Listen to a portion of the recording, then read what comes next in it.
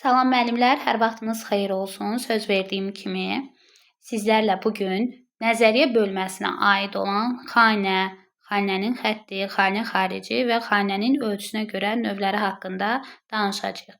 Deməli, xanə nədir? İlk öncə gəlin xanələrlə tanış olaq. Not yazısı bir-birindən xəttlə ayrılan xırda hissələrə bölünür. Hər belə hissəyə xanə deyirik. Bir xanəni başqa xanədən ayıran xəttə isə xanə xətti deyilir. İndi bu nə deməkdir? Gəlin bunun izahına baxaq. Baxın, tutalım ki, bu bizim musiqi əsərimizdir. Biz bu musiqi əsərini bir neçə hissəyə bölürük. Baxın, xəttlərlə ayırırıq da, yəni bir-birindən. Hər bu ayırdığımız hissə, baxın biz burada 4 dənə hissəyə ayırdıq artıq. 4 dənə hissəyə ayırdıq. Hər ayırdığımız hissəyə xanə deyəcəyik. Baxın, birinci xanə, ikinci xanə, üçüncü xanə və dördüncü xanə. Ancaq bu xanələri bir-birindən ayırdığımız xəttlərə, baxın, yəni bu qırmızı ilə ox qoymuşam. O xəttlərə biz deyəcəyik nə? Xanə xətti.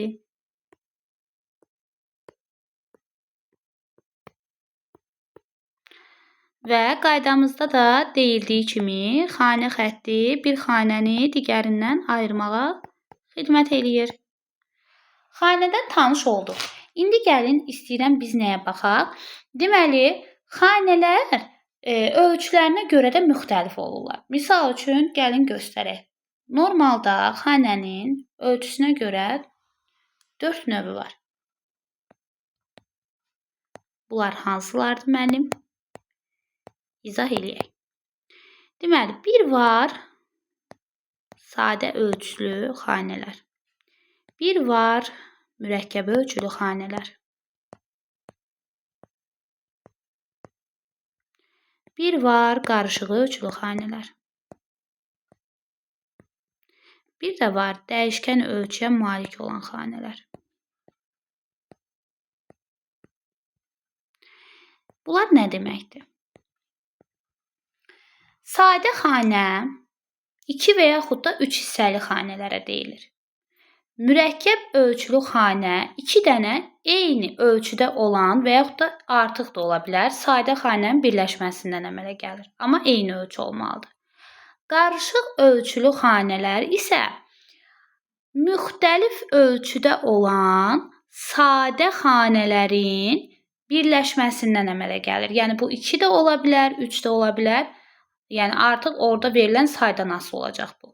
Bəs dəyişkən ölçülü xanələr nədir? Bu ən rahatıdır. Hansı ki, tutalım ki, bizim əsərimiz başlayanda bu ölçü ilə başlayır, 4-3 ölçü ilə. Biz əsəri biraz ifa eləyirik. Məsələn, ifa elədik müəyyən qədər. Sonra bunun ölçüsü dəyişir, olur 4-2. Bax, artıq əsərə biz 4-3 ölçü ilə başlamışdıqsa, davam eləyəndə artıq xanənin əvvəlində 4-2 yazılır və mən başlayıram əsərin ölçüsünü dəyişirəm, 4-2 ilə davam edirəm. Yəni, ən sadəsi budur. Dəyişkən adı üstündə ölçünü dəyişir. Bəs o birisiləri necə ayıracaq? Ən çox, yəni burada çətinlik çəkirik. İstəyirəm ki, o haqda ətraflı bir dənə məlumat verim. Məlumatın izahına keçməzdən əvvəl mən sizə bir şeyi açıqlamaq istəyirəm ki, yəni bir çox müəllimlər bəlkə də bunu unutmuş olar, bəlkə də bilənləriniz olar. Yenə də xatırlatmaq üçün qeyd edeyim. Deməli, bizdə ölçülər açardan sonra not sətrinin əvvəlində yazılır və biz təbii ki, həmin ölçülər vasitəsilə əsərin tempini, ifa surətini və s. yəni təyin edirik, çalırıq da, sayırıq daha doğrusu. İndi baxaq. Tutalım bizə belə bir ölçü verilib, 4-3 ölçü. Baxın, burada yazılan, aşağı hissədə yazılan 4 kəsrin məxrəcidir. 3 isə kəsrin surətidir. Bizim burada məxrəclərlə işimiz olmayacaq. Biz əgər sadə, mürəkkəb və yaxud da qarışıq ölçüləri tapmaq istəyiriksə, Ən çox baxın bu surət dediyim hissə ilə işləməli olacağıq. Surət hissələri eyni olmalıdır bunların. İndi gəlin, deməli mənim nə dediyimi nümunələrlə aydınlaşdıraq. Bu sizə daha rahat, deməli başa düşməyinizə səbəb olacaq nümunələrlə göstərəndə. Baxın, dedik ki, deməli xanələr 4 növə bölündü. Sadə, yəni ölçüsünə görə sadə, mürəkkəb, qarışıq və dəyişkən oldu. Sadə ölçülü xanələr 2 və yaxud da 3 hissəli xanələrdir. Biz məxrəcində fərqi yoxdur. Nə rəqəm yazılır, yazılsın. Bax, 4 də yazıla bilər. Surət hissəsində 3 varsa və yaxud da surət hissəsində 2 varsa, bu xanələri sadə xanə kimi qəbul edəcəyik. Və yaxud da 8 ola bilər. Misal 8-də 3 ola bilər. Və yaxud da elə belə yazıla bilər. Misal üçün 2-də 3. Və yaxud da ola bilər ki, 16-da 3. Və yaxud da, yəni bunu baxın, sonsuz sayda mən davam elətdirə bilərəm. 16-da misal üçün yazaram bura 4. 16-da 4 yox, üzr istəyirəm. 16-da 2. Və yaxud da mən bura yazaram, deməli, tutalım 8-də 2-ni yazdıq, 8-də 3-ü yazdıq, 1-də 2. Ola bilər də. Surət hissələrdə mən hansı rəqəmləri görürəm? Demək, 3, 2. Baxın, 2, 3. Ancaq 3 və 2. Yəni, artıq burada aşağı məxrəcdə hansı rəqəm yazılır, yazılsın. Bunun mənə heç bir aidiyyatı yoxdur. Mən əgər surət hissədə 2 və 3 rəqəmini görürəmsə, deməli bu xanələr 2 və 3 hissəli xanələrdir və həmin deməli xanələrdə sadə ölçülü xanələr hesab olunmalıdır. Bəs mürəkkəb ölçülü xanə nədir müəllim? Mürəkkəb ölçülü xanəni isə müəllimlər biz yaradacağıq 2 dənə və yaxud da daha artıq sadə növlü, baxın, eyni xanələrin birləşməsi ilə. İndi bu eynilik nədə görəcəyik? Mən sizə izah edeyim. Misal üçün, baxın, 8-də 3 sadə ölçüdür. Mən bunu 8-də 3 ilə toplayanda mən 8-im yerində qalır, amma üst hissələri toplayıram. Cavab eləyir 8-də 6. Eyni sadə ölçüləri topladım mən. Deməli, 8-də 6, qırmızı ilə yazaq ki, seçilsin. Mürəkkəb ölçüdür. Və yaxud da bayaq mənim deməli səhvliklə burada birini vurğulamışdım. 16-da 4. Baxın, bunun özünü parçalayıram. 16-da 2, üstünə gəlinsin. 16-da 2 kimi. Və bu yenə 2 dənə sadə ölçülü xanənin birləşməsindən, eyni sadə xanənin birləşməsindən yarandığına görə mən bunu da mürəkkəb ölçülü xanə götürürəm. Yazıram bura 16-da 4. Və yaxud da ki, misal mürəkkəb ölçülü xanələrə başqa bir misal verək. Tam 4-də 3 ilə toplayaq. Deməli, biz nəyi? 4-də 3-ü. Yəni, eyni olmalıdır. Cavab nə eləyəcək? 4-də 6. Deməli, 4-də 6 mənim mürəkkəb ölçülü xanəmdir. Və yaxud da ki, indi bu misallardan bir neçəsini silim. Çünki istəyirəm hamısı gözümüzün qarşısında dayansın. Aşağı sürüşməyək.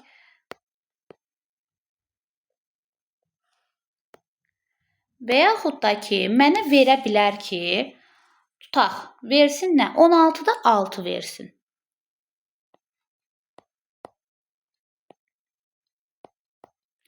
Müəllim, mən bunu necə eləyəcəm? Təbii ki, 2 yerə parçalayırsınız. 16-da 3-ün üstünə, 16-da 3 gələndə nə eləyir? 16-da 6. Deməli, 16-da 6 mənim mürəkkəb ölçülü xanəmdir. Niyə? Çünki 2 dənə eyni ölçülü sadə xanənin birləşməsindən yaranıb.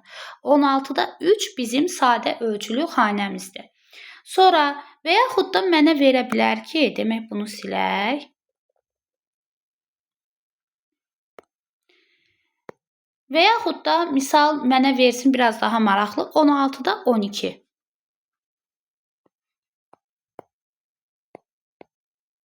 Baxın, bunun özü mürəkkəb ölçüdür. İndi mən bunu necə təyin edəcəm ki, 16-da 12 mürəkkəbdirmi, yoxsa qarışıqdırmı? Baxın, indi bunun parçalanmağına baxırıq. 16-da 12-nin. Misal üçün, mən əgər 16-da 3 kimi bunu parçalasam, 4 dənə eyni sayda xanəni toplayıram. Üst hissələri toplayıram. 3, üstünə 3 gəlirəm 6, 6-nın üstünə 3 gəlirəm 9, 9-un da üstünə 3 gələndə cavab nə eləyir? Təbii ki də 12. Cavab eləyir 16-da 12. Deməli, 16-da 12 də mürəkkəb ölçülü xanədir. Niyə? Yenə deyirəm, baxın, eyni sadə ölçülü xanələri siz burada toplamısınız. Burada başqa bir xanə əlavə eləməmisiniz. Və yaxud da mürəkkəb ölçülərdən başqa bir neçə misal gətirək. Misal, baxın, 4-də 4-ün özünü. 4-də 4-ün özü mürəkkəb ölçülüdür. Niyə? Çünki 2 dənə 4-də 2 ölçülü eyni sayda xanənin birləşməsindən yaranıb. Deməli, mən 4-də 4-ü də bura yaza bilərəm. Və yaxud da misal deyək ki, biraz 4-də 9-u.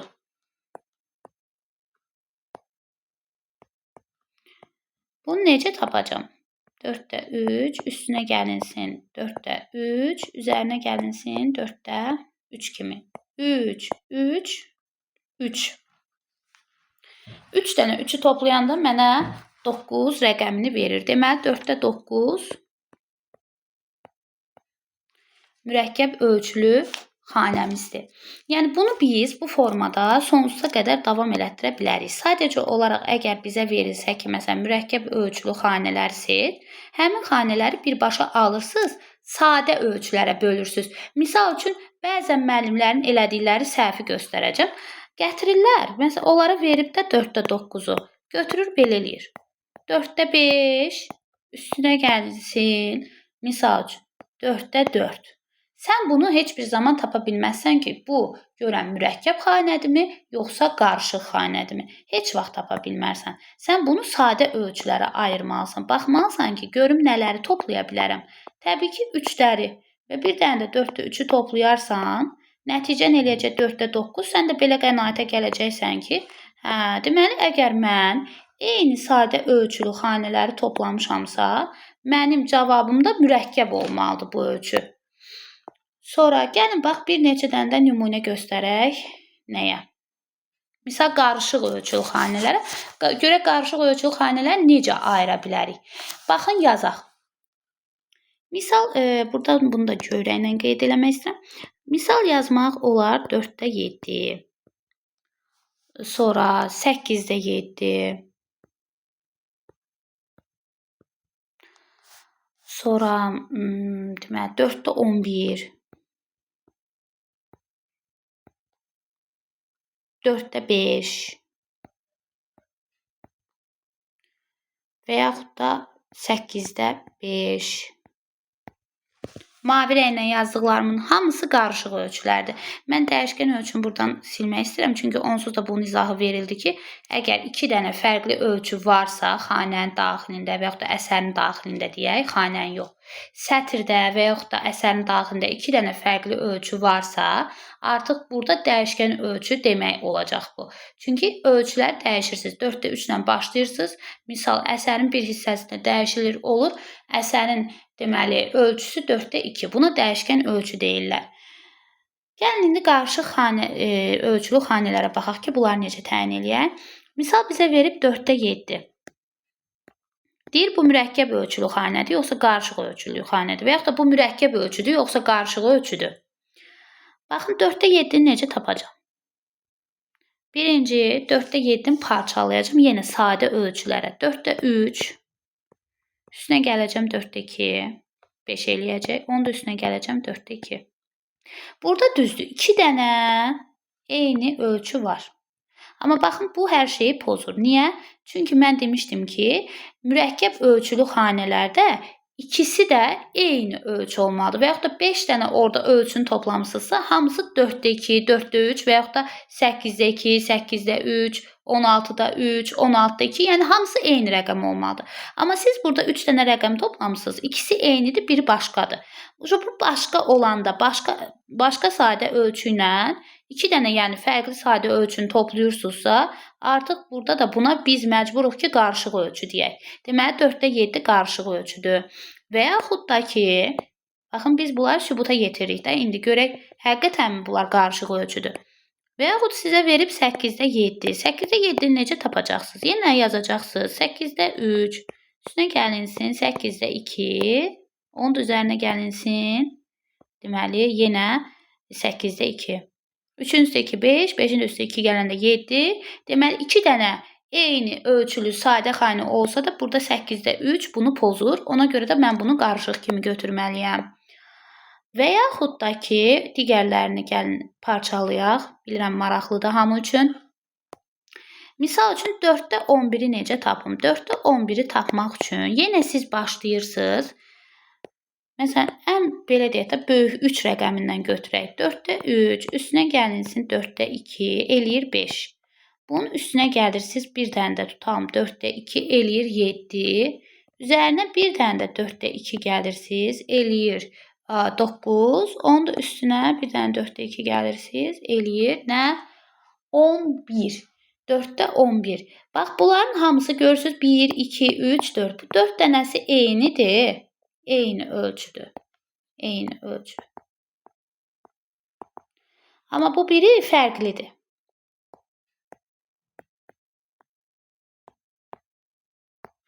Deməli, fərqli ölçü ilə eyni ölçü və yaxud da eyni ölçülər toplananda mən qarışıq ölçünü əldə eləmiş oluram. Qarışıq ölçülü, deməli, bu xanənin ölçüsüdür. Sonra keçid eləyək, deməli, misal 4-də 5-ə tapaq. 4-də 5 rahatdır. Necə tapacağıq? Təbii ki, 4-də 3-ün üstünə 4-də 2 gələcəksiniz. Və yaxud da ki, 8-də 5-in üzərinə gələcəksiniz. Və yaxud da 8-də 5-i daha doğrusu tapanda 8-də 3-ün üstünə gələcəksiniz. 8-də 2-ni fərqli ölçülərdir. Bax, 4-də 3 ilə 4-də 2-ni toplamısınız. 8-də 3 ilə 8-də 2-ni toplamısınız. Deməli, həqiqətən də bu ölçülər də qarışıq ölçülərdir. Sonda bir dəfə də ümumiləşdirmə məqsədi ilə deyirəm ki, bizim sadə ölçülərimiz, eyni zamanda da sadə ölçülü xanələrimiz 2 və yaxud da 3 hissəli olmalıdır. Surətində 2 və yaxud da 3 rəqəmini görəcəksiniz. Məxrəcinə baxmayacaqsınız. Mürəkkəb ölçülü xanələri tapmaq istəyirsinizsə, sizə verilmiş olan xanəni parçalayacaqsınız. Yəni, ölçünü parçalamalısınız ki, tutam 8-də 6 verilib. Bunu parçalayırsınız. Yazırsınız ki, deməli, yazırsınız ki, 8-də 3, üstə gəlinsin 8-də 3. 2 dənə eyni, baxın, eynidir. 2 dənə eyni ölçülü sadə xanəni toplayırsınızsa, bunu parçalayanda, siz deməli mürəkkəb ölçünü almış olursunuz. Variantlarda 8-də 6-nı mürəkkəb ölçü kimi götürəcəksiniz. Və yaxud da ki, sizə tutalım verilsə ki, qarışıq ölçü. Qarışıq ölçünü də təbii ki, nə ilə müəyyən eləyəcəyik? Yenə parçalayacaq. Misal üçün bizə verib 4-də 11. Mən bunu parçalayan zaman başlayacağım sadə ölçülərlə parçalamağa. 4-də 3 və yaxud da 4-də 2 ilə. Əgər 8-də 11 versəydi, o zaman yəni başlayacaqdı 8-də 3, 8-də 2 kimi parçalamağa. Çünki məxrəclər eyni olmalıdır burada. Sonra deməli baxıram, toplayıram yenə.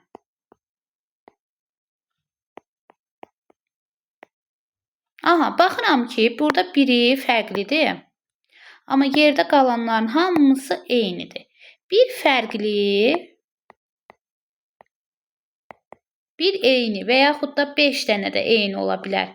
Bir fərqli ölçü ilə eyni ölçü və yaxud da eyni ölçüləri toplasanız, əgər sadə ölçülər bu arada, başqa ölçülər yox, bu zaman siz qarışıq ölçünü əldə eləmiş olacaqsınız. Ən rahat məqamlı ölçüləri təyin edən zaman təbii ki, bunları hissə-hissə sizə verilmiş olan ölçüləri parçalayaraq tapmaq lazımdır. Ən rahatı budur. Deməli, sadə xanələrimiz 2-3 hissəli xanələr oldu mürəkkəb ölçülü xanələr 2 dənə eyni ölçülü sadə xanənin birləşməsindən yarandı. Qarışıq ölçülü xanələr isə bir sadə, deməli, bir sadə yox, daha doğrusu, iki dənə sadə, amma müxtəlif ölçülü xanələrin birləşməsindən yaranır. Misal üçün 4-də 3 ilə 4-də 2-ni toplayırsınız. Mürəkkəbdə amma 4-də 3 ilə 4-də 3-ü toplayıb almalısınız nəticəvizi. Sonra, deməli, mən sizə demişdim ki, xanə xarici haqqında danışacağıq. Xanə xarici nədir? Gəlin, biraz bu qarşıya gedək. Çünki bunun üzərində göstərmək istəyirəm sizə. Bunları, deməli, təmizləyək.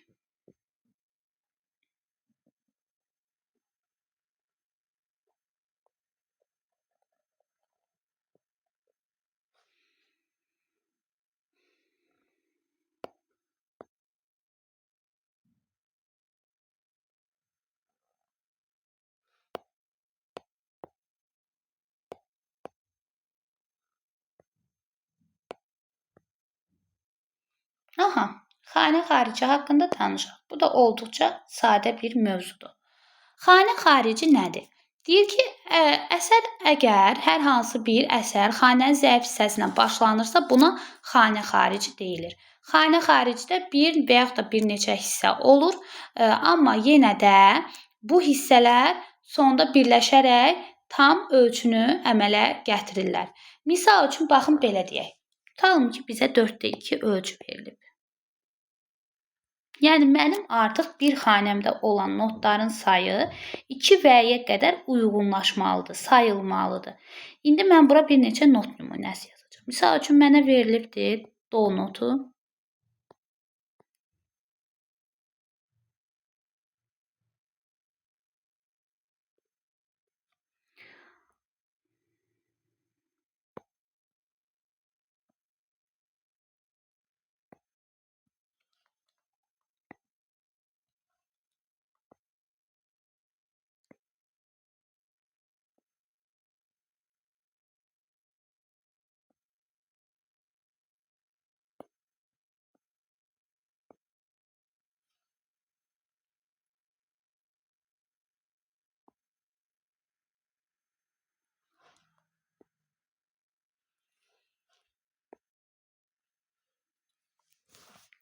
Demək, burada baxırıq nəyə?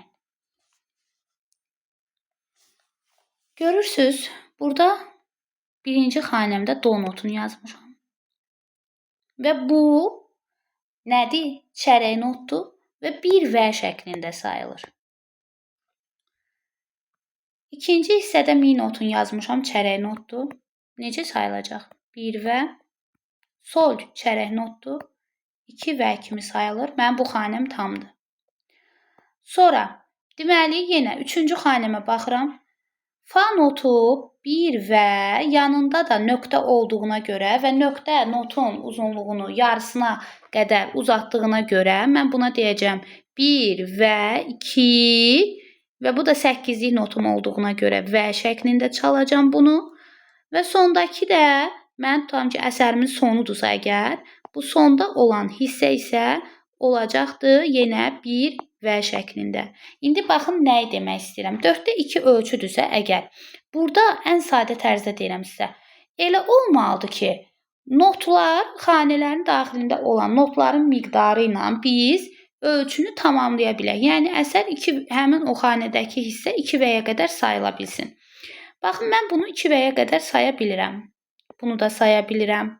Yəni, amma do 1 və şəklində sayılır. Deməli, burada bir dənə notumuz düşüb xaric hissəyə gedib. Baxın, digər hissəyə, əsərin sonuna gedibdir. 1 vəsi buradadır. 1 vəsi buradadır. Yəni, bunları toplayanda mən 2 vəni əldə edirəm də. Ona görə deyirlər ki, xanə xarici. Görürsünüz, adı üstündə. Elə bil ki, notun biri kənarda qalıb da, düşüb o biri tərəfə gedibdir. Lap sadə tərzdə izah edirəm ki, hamı başa düşsün. Yəni, terminlər və s. heç nədən istifadə eləmirəm hal-hazırda mən öz izahımda. Bəlkə də bir çoxlarına xoş gəlməyəcək. Amma tam sadə deməyə çalışıram ki, hamı başa düşsün. Baxın, bu do yazdığım hissədə 1 və şəklində sayıldığına görə mənim xanəm tamamlanmır axı 2V ölçüsünə. Ona görə də baxın buna xanə xarici deyirlər və xanə xarici də əsərin sonundakı notla öz ölçüsünü toplayanda tam gəlir və yaxud da 4/3 ölçü verər. 4/3 ölçüdə isə tutalım bura 2 dənə not qoyar. Məsələn do qoyar. Bunların da hər ikisi çərək not olar. Yenə mən bunu necə çalacağam? 1V, 2V şəklində. Amma 3-cü V-ni çalmağa mənim notum yoxdur. Deməli artıq burada əsər zəif hissədən başlayır və o zəif hissədən başlanmağına görə və xanənin ölçüsü tamamlanmadığına görə həmin hissəyə biz xanə xarici deməyə məcbur qalırıq. Baxın, bugünkü xanənin ölçüsünə görə növləri, xanə xətti, xanə xarici, bunlar hamısı haqqında ətraflı məlumat verdim sizə. Ümid edirəm ki, hər biriniz üçün yaxşı izah eləmiş olaram. Hər biriniz mənim izahımdan başa düşmüş olarsınız. İnşallah gələn dəfəyə qədər başqa mövzularla görüşmək ümidi ilə. Sağ olun, salamat qalın.